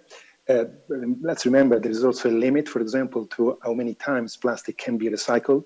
And so therefore is by definition largely unsustainable. And effective interventions require us to think the broader system and how to create a truly circular and sustainable approach using more sustainable alternatives to oil-based polymers. And so to your question, effectively, we need to adopt a mix of approaches, but upstream challenges and upstream solutions are the ones that we probably need to focus as strongly, if not more strongly, than the downstream ones. Okay, thank you. So, third question to Mr. Michael Denner, Canadian Ambassador to Korea. He's on site. So, developing national action plan, including the legislative measures, could work as the basic framework that grounds countermeasures on marine plastic litter. For this, I believe that a system improvement such as legislative measures, national action plans, and establishment of incentives is needed at the national level. What do you think about this? Well, first of all, thank you for the question, and thank you for the invitation, of course. And I'm very happy to represent Canada. We're the country with the world's longest coastline, but we don't always think of ourselves as a maritime nation. And of course, many parts of our country do. In particular, I think of Eastern Canada, which was affected by the cod fishery collapse in the 1990s, which was devastating in terms of the economic and biological health of that region. And that's an important part of my answer, if you allow me, because Canada being a federal country, it's important that we have an integrated solution which reflects all stakeholders, so not just our federal governments, but our subnational, and in the case of our Indigenous communities, the individual communities across Canada that they represent. The focus of our approach has really been on legislation and an action plan which is developed in a strategic way with industry. It's important to have industry involved in a circular economy approach and providing them with incentives, with policy frameworks. We do have a goal of zero plastic waste by 2030, and we will be working with other countries, in particular through the Oceans Plastic Charter, which Canada had championed at the G7 summit in 2019. And Canada's already begun with some legislation to prohibit the manufacture, import, and sale of plastic microbeads in toiletries. A ban will be forthcoming on other consumable products which are found in the environment, which have available alternatives such as checkout bags, straws, stir sticks, ring beverage, etc. But we've already seen private sector, I'll give the example of Starbucks, not a Canadian firm, of course, but they're very much present in Canada, and they have gone well beyond existing standards in eliminating plastic waste in their premises. So again, I think there are a number of different things that an individual country can do, but it's going to have to be in concert with a number of stakeholders, and industry in particular is going to be important. Thank you, Michael, for sharing good practices done in Canada. I'd like to ask a question to Mr. Hans Axel Christensen, the CEO of Plastics. So I know that you are recycling post-consumer marine fiber waste, maritime fiber waste, such as the fishing nets and ropes, into new raw material, which is used again in the wide variety of products, including even new ropes for the maritime industry. This type of circular economic approach is actively being discussed as a way to respond to the plastic problem. What is your opinion on this? Hans? First of all, thank you very much for the question. And thank you also very much for inviting me to participate in this extremely important panel discussion with such esteemed panelists. You know, I feel it is extremely important to emphasize that the actual problem the world is facing is not, you can say as such in relative term, plastic, the material in itself. It is in fact when we allow plastic to become waste, allowing plastic to seep into our seas and oceans, our environment, or losing it to landfill. It becomes a problem when we don't recognize end-of-life plastic products and packaging as the resource they actually represent, to be used again and again and again. Why? Because, you know, done rightly, plastics is in fact a circular material. Well, being a recycler, we coin ourselves a manufacturer of green plastics. Circular economy is at the heart of plastics. We believe that to solve the plastic waste problem, the whole value chain, as has been said today, also must join in, from brand owners, plastic converters, and designers, as well to consumers and recyclers. It is not enough to just intercept waste. We must prevent it. To us, this means that products must be designed modularly for disassembly. Products must be designed for recyclability. We must ensure to capture the end-of-life plastic products, ensuring the best practice infrastructure and collection systems. And lastly, but not the least, to actually remember to include recycled material in all products. Why? Because to stimulate and accelerate the circular economy, the circular material loops, it is imperative that we also use the recycled material that we produce. So use again and again. Okay, good. I'd like to ask a question to Dr. Sang-Hyung. So in order to solve the marine plastic debris problem, I think it is necessary to persuade various groups of stakeholders. Thus, it is why the provision of a sound scientific information is important to have the stakeholders understood and accept new policies. So would you give a good example or practice about this for us? At first, I would like to thanks to inviting me these important activities and also giving me good questions. Actually, the scientific information play an important role in the communicating different opinions and make a consensus among stakeholders. We can find a good example in the issue of the expanded polystyrene aquaculture buoy, shortly EPS or styrofoam buoy in South Korea. EPS buoy is the most common item of the beach debris in South Korea for a long time. About 2 million EPSVs are deployed each year, and among which only 28% of them are retrieved for recovery, and the large portions are discarded to the environment during their use or after disposal. Although this EPS marine debris pollutes seriously Korean coasts for a long time, government could not regulate the EPSV because of strong resistance of the aquaculture sector. But recently, based on the recent scientific findings by Korean scientists, such as high prevalence of the EPS microplastics along the Korean coasts and their rapid fragmentation potentials, and also the hazardous additives inside the EPS, governments finally decide to ultimate ban of the EPSV by 2025.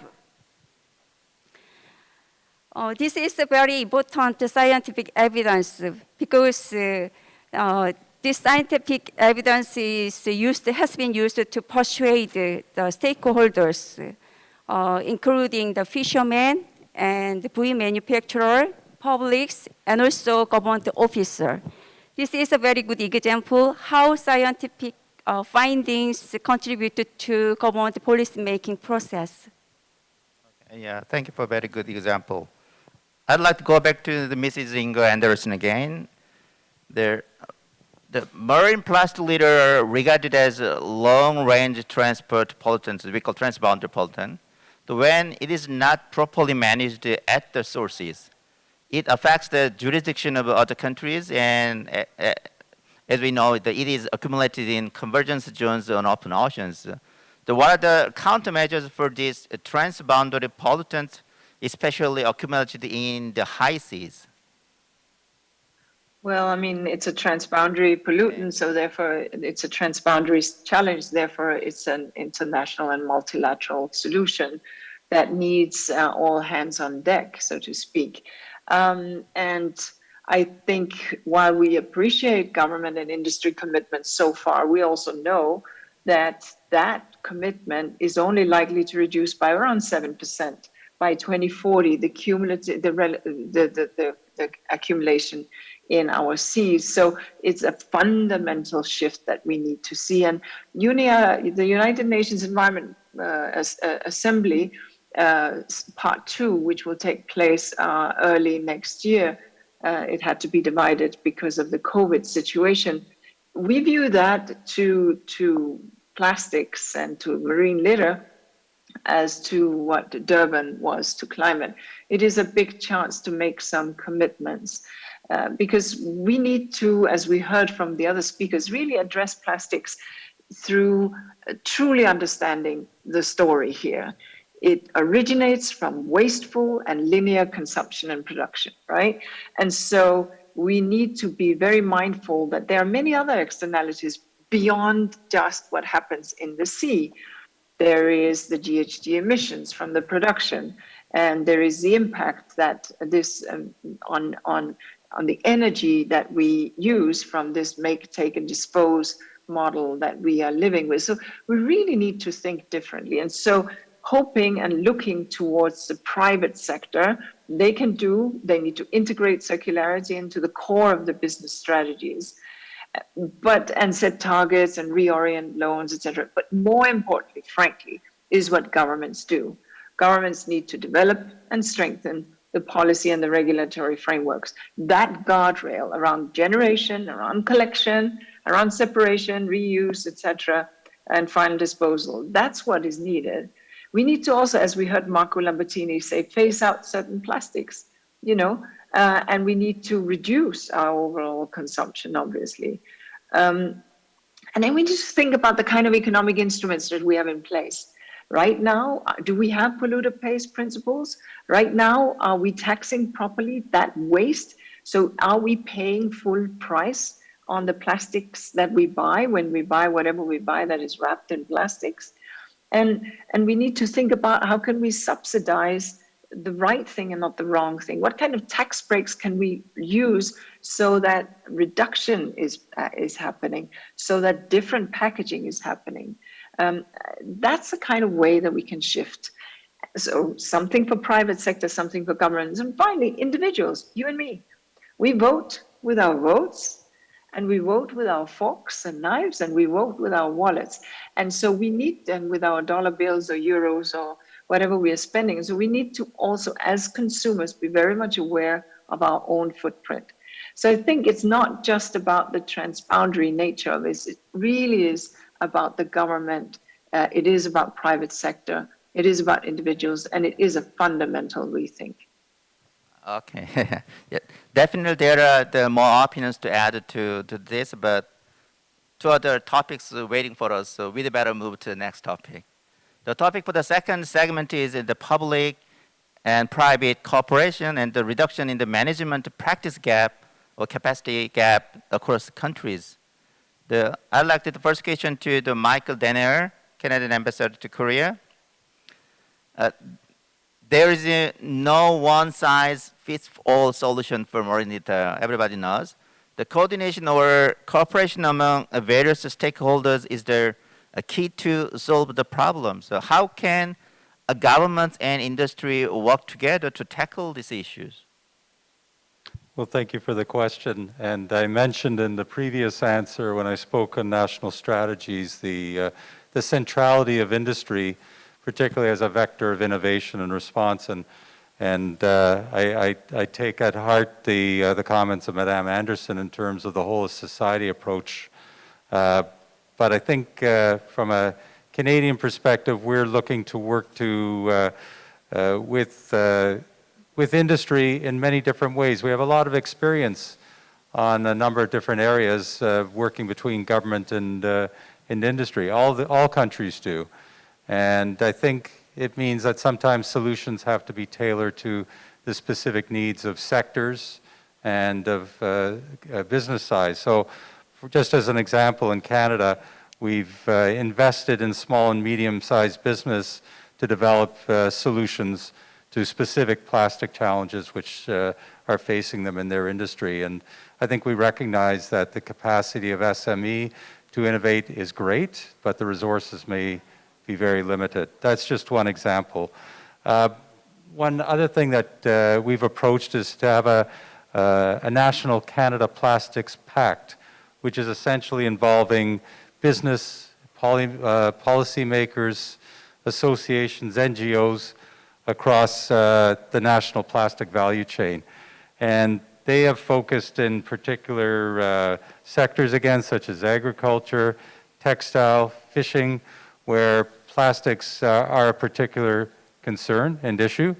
And they have led to innovation, and I have one example in PPE-specific recycling technologies where the government and research has supported the healthcare sector in developing hospital protocols that target sustainable procurement, sterilization, reuse, and recycling of PPE waste. And of course, that's a very important issue in this COVID era.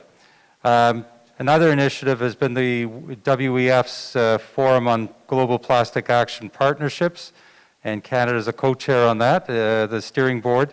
And this is a vehicle to help emerging economies develop their own national strategies and give them some guidance and formation in dealing with strategies with involving industry at a national level in some of the critical economies. And the partnership has in fact helped to create transition to a circular plastics economy in several Southeast Asian states, notably Indonesia and Vietnam, as well as Ghana, Nigeria, and Africa. So I'm here to speak on behalf of whole of government, and I think this is what it's going to take. It's going to be looking at policies that affect all areas, not just national industrial policy, but official development assistance as well. Okay, thank you. Yeah. So I'd like to ask a question to Mr. Marco Lambertini. active participation of industries and civil society is definitely required to tackle marine litter issues. The various measures are being taken at national or regional level, such as Adopt a Beach campaign or citizen science project and voluntary plastic reduction programs by industry. But what are other ways to promote the private sector participation? Well, thank you. That's another really key question. And let me just go back to what I said at the beginning. The plastic pollution issue, it is a complex issue and a global issue as well, as Inger put very clearly. And it does require, therefore, a strongly coordinated effort that brings together everyone, businesses, investors, civil society, and of course, government, but also all of us as consumers. And for this to actually happen, we need, first of all, a common direction, a common goal and a common plan that we all subscribe to and we all can contribute to.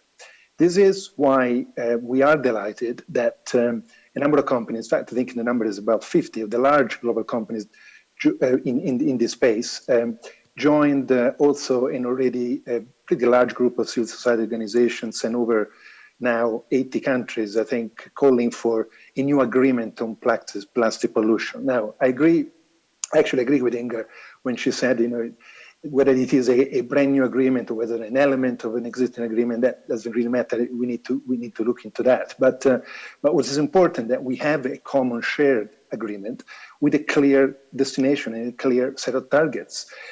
There is a business case and as well an environmental case for a clear and robust global regulatory framework from a business perspective, particularly in order to create a level playing field towards which businesses can engage and contribute. And business can be a champion for and an advocate for ambitious policy change. We know that governments are incentivized and motivated and gain confidence from business support towards policy change. So that's the first important contribution business can do, support a global agreement, a global goal on plastic, global plan on plastic. We have a similar global plan for climate. We are going to have a similar clear global plan on biodiversity later this year. These are other big global challenges. The plastic pollution is serious enough to deserve a global plan and as well. But let me be clear, again, as Inger just mentioned, let's not wait for a global plan to take action. And that's, the companies do not have to wait for a global agreement to take action. And first of all, the first step in a company serious about plastic pollution is to audit their own plastic footprint. Take a look at the issues that they're having, the impact, the footprint they're having, and develop a plan that addresses those issues. There are some interesting initiatives. One is the WWF initiative, it's called Resource Plastic Footprint, but there are others as well around national plastic pacts. We heard from the Canadian ambassador as well, New Plastic Economy, global commitments. There are many initiatives that actually support companies to transparently assess their plastic footprint and address it decisively. And as I said earlier, by having a clear plan agreed by the world, government and businesses and investors, will actually make this job much easier and accelerate action as well. Okay, thank you. So if you guys don't mind, I'd like to call each panelist on the first name term. Okay? The Hans, so I'd like to ask a question. You mentioned the need for preventing marine plastic waste at its source. So do you have an example of a successful value chain collaboration bridging private and the public entities which has resulted in capturing end-of-life fishing gear before it ends up at waste in the environment or landfill? Do you give us a good example? Thank you very much for that question. And as a matter of fact, I have. And it is quite important to actually share these experiences that we have. Obviously, a circular economy must be built upon a solid, you can say, and viable business case, finding and making the necessary links in the value chain. It is essential. However, this can also be quite challenging, especially if solutions to certain challenges are beyond a country's own border. And as you rightly say, Inger, this is transboundary challenges that we are facing. A recent case, however, which exemplifies successfully building up a solid business value chain from the ground up is presented in our collaboration actually with WWF Denmark and local government to set up a system to collect and source Greenland's used and discarded fishing gear for recycling at our factory in Denmark. With no viable solution for sustainable recycling of these complex waste fractions in Greenland itself, these materials presented an unused resource with the potential of many more lives in new products. And thanks to quite an effort done by WWF in Greenland, piloting this idea and bridging the gap between public and private cooperation across country borders, Greenland is now able to ensure that used and discarded maritime gear is given another life. We're very proud of the result. We're very proud of the collaboration, and we now have a route to pursue, going forward together with this setup. So thank you for the efforts done by the WWF and the government of Greenland for participating and willingness to put some actions between SGD 17 partnerships for the goals. Yeah, it sounds very good in a partnership. I'd like to go back to Inger. There are gaps among countries in capacity to manage the plastic waste and marine plastic litters. Recently, several measurements have been proposed to solve this problem in the international community. What are your suggestions for reducing the capacity gaps among countries? Well, first of all, let me just mention one of those international amendments that have gone into force, the Basel Amendment, the Basel Convention Plastic Amendment. That went into force on January 1, because let's understand, much of the goods that are produced in Asia are imported to Western Europe and North America, and what comes back, imported back to many countries in Africa as well as into Asia, is plastic waste. The amendment that went into force on January 1 is that you cannot export. There are certain types of plastics and polymers, etc. But in general, it prevents countries from exporting their garbage to other countries. And that is a step that has taught some countries that actually it's a rude awakening, because they need to understand actually they need to deal with it at home and can't just sort of cast it away in another shore.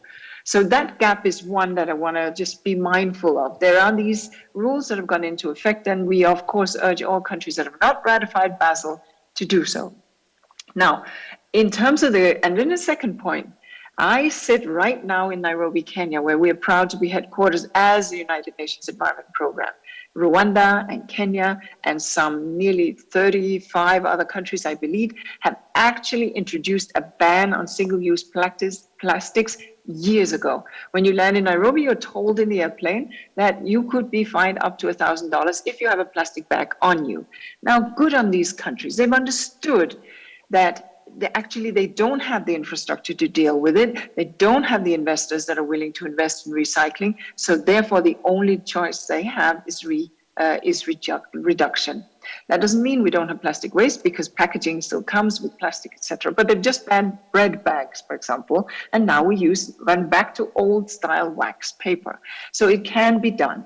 Now, about beyond that and being mindful of time, just to say that clearly capacity building, clearly investments, clearly working on redesign, clearly working on technical assistance, clearly working on awareness and education, although I would say here in Kenya, people are more aware about packaging than anywhere else I know because of the legislation that is in place.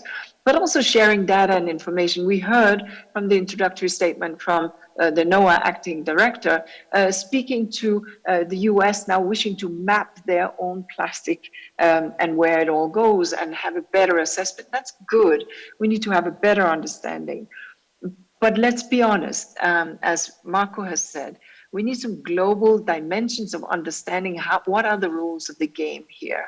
And industry needs to be at the table, of course, consumers and very much governments, as well as, of course, civil society. So we very much hope that at the United Nations Environment Conference that is coming up, the United Nations Environment Assembly coming up in February of next year, that we can find governments coming together to strike some of these agreements.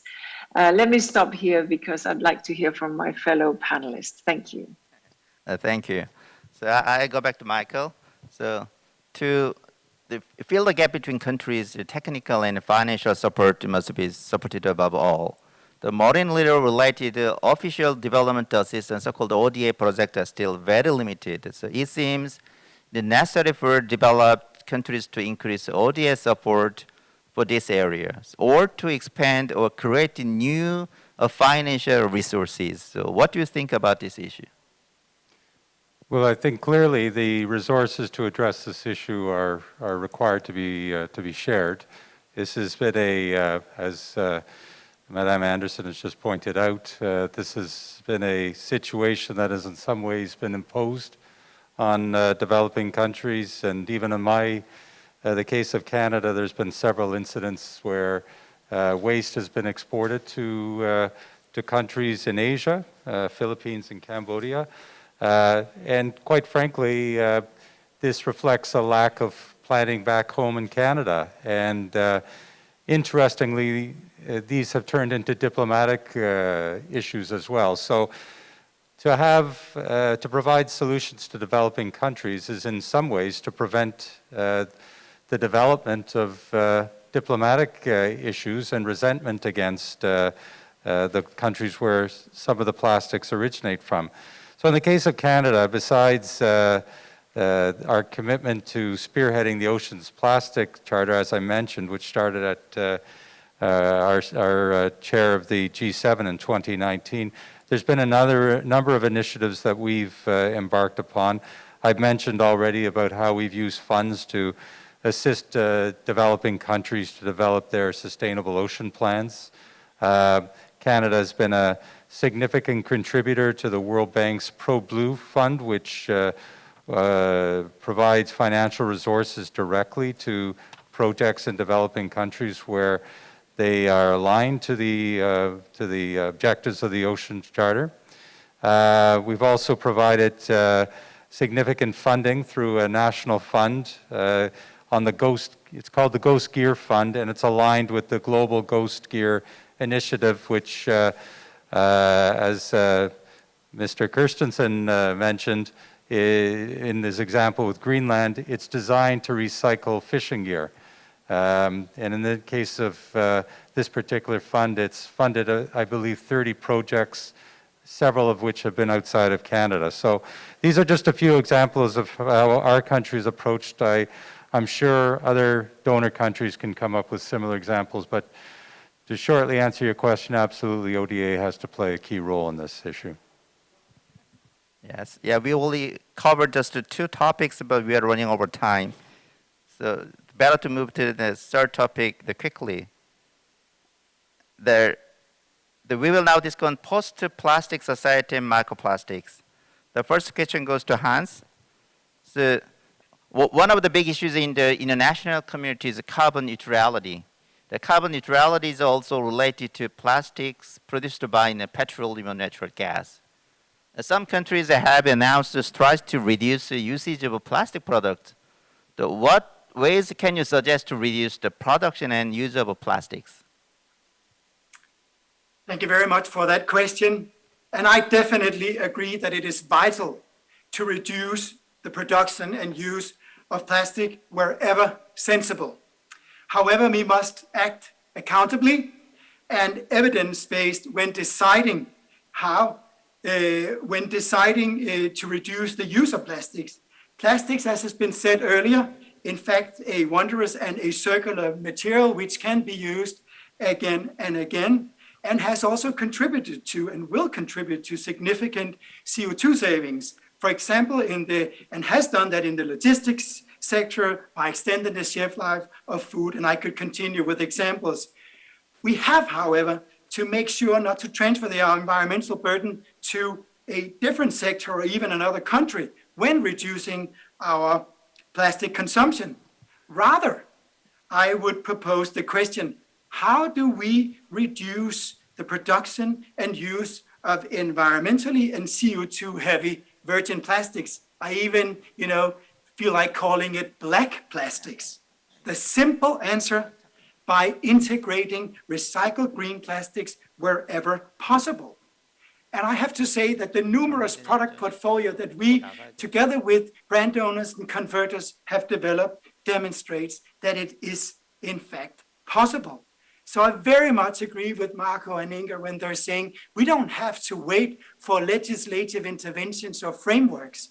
We have to get started. It is not enough to just bring forward pledges and intentions. It is time to act. So what are we waiting for? Thank you. Thank you, Hans. So I'd like to ask a question to Dr. Sang Hong. The problem of microplastic brought in a paradigm shift in marine litter pollution. The general public worry about their impact on marine ecosystem as well as human health. So, however, it seems there are still big knowledge gaps. So what are major current scientific issues need to be addressed? We are running out of time, so would you make it short? Okay. The microplastic now becomes a global environmental issue. So although various studies has been attempted for last decade, the overall scientific information is still very limited. Among the various issues, the issue that many people most wanted to know is whether the current pollution level can pose a risk to marine ecosystem and human health. To address this question, risk assessment has been attempted in Europe and South Korea based on available toxicological and environmental exposure data. This study tentatively concluded that current pollution level would not pose a threat to the marine ecosystem. But microplastic pollution will have an adverse ecological impact in the future because of rapidly increasing trend of microplastic concentration in the environment. And also, that's why the precautionary action is necessary from now to prevent further increase of microplastic concentration in the environment. However, there is a high uncertainty in this result because risk was assessed based on the very limited toxicological information. Therefore, toxicological information covering wide range of the marine species and also various types of microplastic should be acquired. And second issue can be nanoplastic. Currently, we have very limited knowledge of nanoplastics.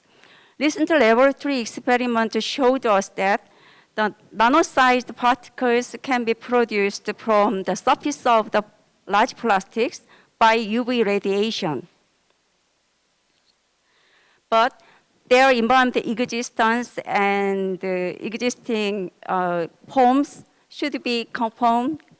And also, we also needed the knowledge of the environmental fate of microplastic and nanoplastics, including fragmentation mechanism and the fragmentation rate and quantity, source, input pathway, transportation, bioaccumulation, traffic transportation, and so on, for their proper management.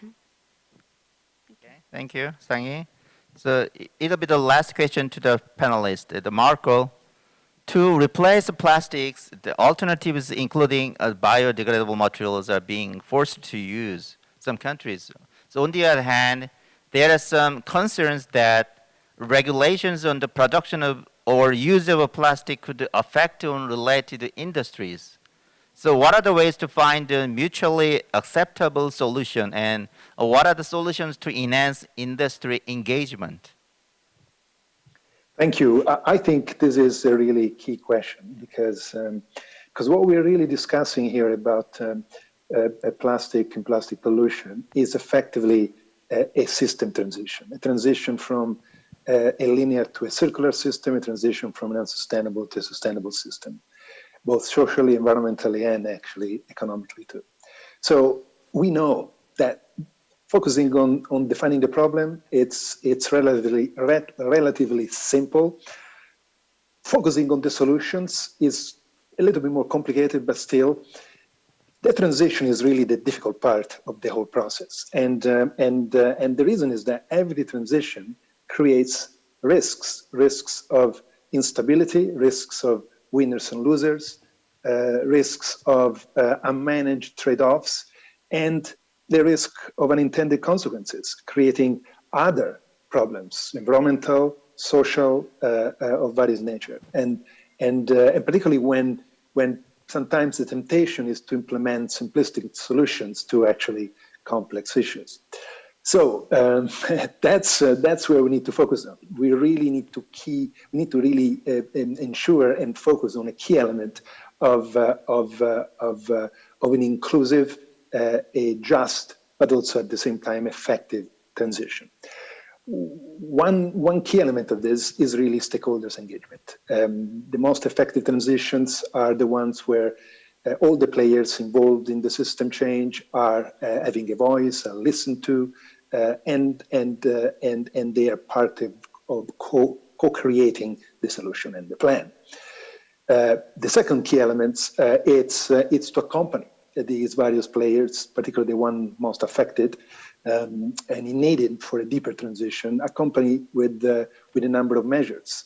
It could be regulation, it could be incentives, it could be retraining programs. It depends on the stakeholder, on the player, on the situation. But again, like we said earlier, all these risks associated to a transition that needs to be addressed and taken into account are not a good reason for not embracing the transition itself. So we have to go into this process with open eyes and listening mode, inclusive approach, but still, back to my earlier point, with a clear goal and direction in mind. It's not very different, frankly, to the other transitions we are embracing right now. The one from fossil fuel to renewable energy, the one from chemical agriculture to natural agriculture, and so on and so forth. So we are living in an age of transition, a transition that hopefully will bring us and lead us to a carbon neutral, nature positive, equitable, and safer future for all of us. So we need to focus on that particular process of transitioning from where we are today, and we know is not sustainable, to where we want to be tomorrow in a more sustainable way. Thank you, Marco. So actually, we are planning to have Q&A session and pick up some questions from the chat box, but so we are running over time because of the organizers are very ambitious to cover this topic such a short time, and all the panelists are very eager to say something. So unfortunately, I have to summarize this panel discussion. So sorry. So the marine plastic waste must be addressed from the perspective of a whole life cycle, from production to disposal. Of course, disposal must be minimized down to zero waste by changing the current largely linear plastic value chain to real circular value chain and economy. And secondly, the efforts by each country, as the example given by Canada, and international coordination and cooperation as well as essential to tackle the marine plastic pollution. The establishment of both national legislation and international convention needs to be considered, especially need to find and implement an easily and practically applicable field first. And the provision of a sound scientific information is very crucial to persuade many stakeholders and to draw consensus among them. Thirdly, communication and cooperation with the private sector, such as civil society and the corporation, and their active participation are very, very crucial to solve the plastic waste issues. In addition, the marine plastic pollution is a transboundary, or we call a planetary boundary pollution. So it should be strengthened to fill the financial, resource, and technology gaps among countries through enhancing currently available various international programs. Finally, the microplastics shifted a paradigm of plastic pollution. So it can cause adverse effects on human health as well as the marine ecosystem, and would be a irreversible problem. Thus, the precautionary approach is highly required to reduce plastic pollution and to upgrade the scientific knowledge for future generation. Okay, it's time to wrap up the panel discussion. I'd like to thank the panelists for sharing your expert insight with great passion on such important topics, and also audience attended till the end of this session on site and online. The COVID-19 pandemic may have disrupted the global community, but I sincerely hope that the ideas and efforts from today's discussion to be realized and bring about a positive impact on our future. Thank you all very much again.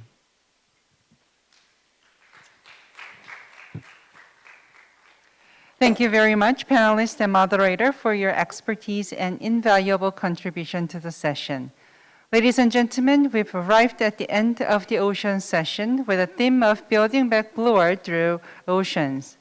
Whenever a crisis comes, humankind has always responded wisely and translating the crisis into a new opportunity and innovation.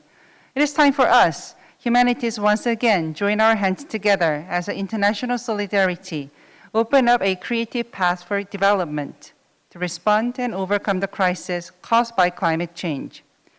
Thank you to global citizens around the world for watching our session for a long time. My sincere thanks must go to our presenters, moderators, and panelists, both home and abroad, for your presence and passion. And 2021 P4G Seoul Summit, we look forward to your support and interest till the very last day, 31st of May. I'm afraid this is the end of the ocean session.